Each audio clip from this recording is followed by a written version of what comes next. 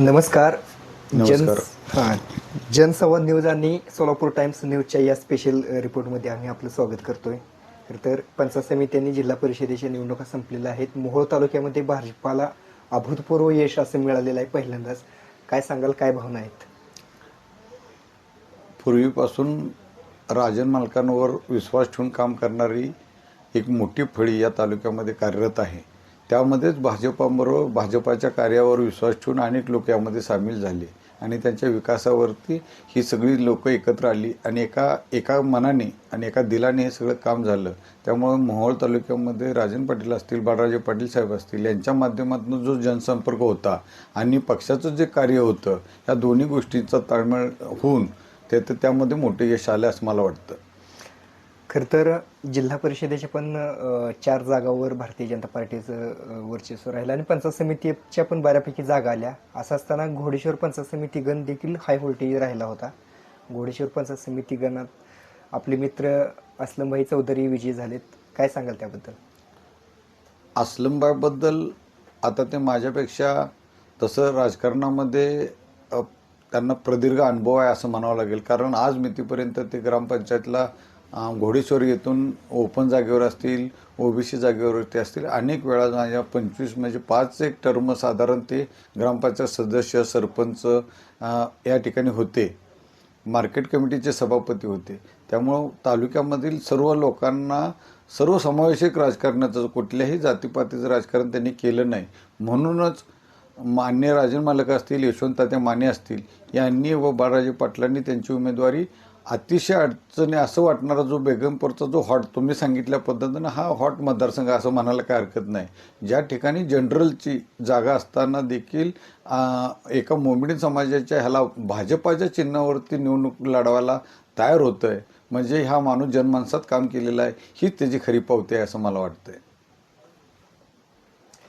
खरं तर कामठी पंचायत समिती गणात आपण देखील इच्छुक होतात आणि असं असताना आपलं नाव देखील बऱ्यापैकी चर्चेत आलं होतं. असं असताना नागरिकांमधून शंका कुशंकांना ऊत आला होता की आपण काय भूमिका घेणार किंवा आपण नाराज आहेत का? आणि असं असताना एकंदरीत भाजपाचे उमेदवार कोमलताई आवताडे यांचा विजय झालेला आहे. कशा पद्धतीने सांगाल त्याबद्दल, काय वाटतं? खरं तर मी अनेक दिवसापूर्वी माझी मंडळी 25 वर्षापूर्वी देखील पंचायत समितीचे सदस्य आदरणीय राजन मालक असतील त्यावेळेचे सर्व नेते मंडळींनी माझ्या मंडळीच्या माझ्या कार्याला हे करून पाहूनच मला त्यावेळेस उमेदवारी दिली होती. ते त्यावेळेससुद्धा मोठ्या बहुमतानं निवडून आल्या होत्या. त्यानंतर मला असं वाटलं की या तालुक्यातील सभापतीपद हे राखीव ओबीसीसाठी राखीव आहे आणि कुठल्याही कार्यकर्त्याला अनेक दिवस काम करत असताना अशा उच्च पदावरती आपण असलं पाहिजे, आपण गेलं पाहिजे असं वाटत असतं. ते अभिलाष असणं माझ्यासारख्या कार्यकर्त्याला असेल किंवा माझ्यापेक्षा वरिष्ठ कार्यकर्त्याला असणं साहजिक आहे. परंतु असं जरी असलं आणि मी इच्छुक जरी असलो तर नेते मंडळीने असेल, आदरणीय राजन मालक असतील, आदरणीय यशवंततात्या असतील, आदरणीय बाळराजे पाटील असतील, ह्या मंडळींनी मी जे जे सांगितलं, मी ज्यांच्या शिफारशी केल्या माझ्या वैयक्तिक बाबतीमध्ये मी आज देखील पदाधिकारी आहे. परंतु त्यांनी मी सांगितलेली गोष्ट नाकारली असं मला वाटत नाही आणि त्यांनी सांगितलं की आपल्याला थोडंसं थांबावं लागेल.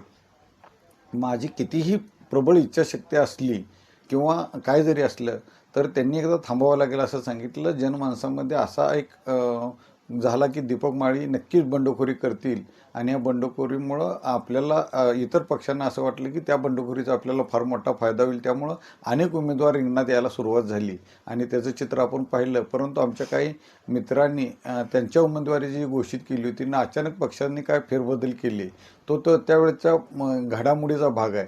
परंतु मी मोठ्या मनाने जी उमेदवारी राजन मालकांनी, आदरणीय पक्षप्रमुखांनी, जिल्हाध्यक्षांनी, पालकमंत्री महोदयांनी दिली ती स्वीकारली. त्यामध्ये कुठलाही अट्टास, कुठलीही शर्त न ठेवता विनाशर्त मी त्यांच्याशी अगदी पहिल्या दिवसापासून शेवटच्या दिवसापर्यंत काम केलं आणि ते आपल्याला मताच्या रूपाने लक्षात आलेल्या मतदारसंघामध्ये मी काम करत असताना मी पक्ष सोडून आणि नेत्याचा विचार सोडून कधी काम केलेलं नाही आणि करण्याचा विचार देखील माझ्या मनात आलेला नाही, एवढंच मी या निमित्तानं सांगेन.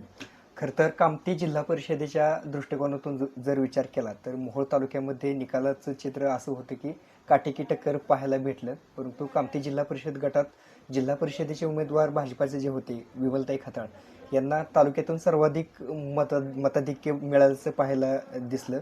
आणि विशेष म्हणताना ती जागा ओपनची असताना तो पण मुद्दा चर्चेत होता. त्याबद्दल काय सांगाल आणि काय भावना आहे? आ, एक विशेष असं सांगावं लागेल की आमचे नेते राजन पाटील असतील, यशवंत तात्या आता माजी आमदार असतील किंवा बाळराजे पाटील असतील. आता मी अनेक दिवसापासून यांच्याबरोबर काम करतोय, पण जातीपातीचं राजकारण केलेलं मला कधी पाहायला मिळालेलं नाही.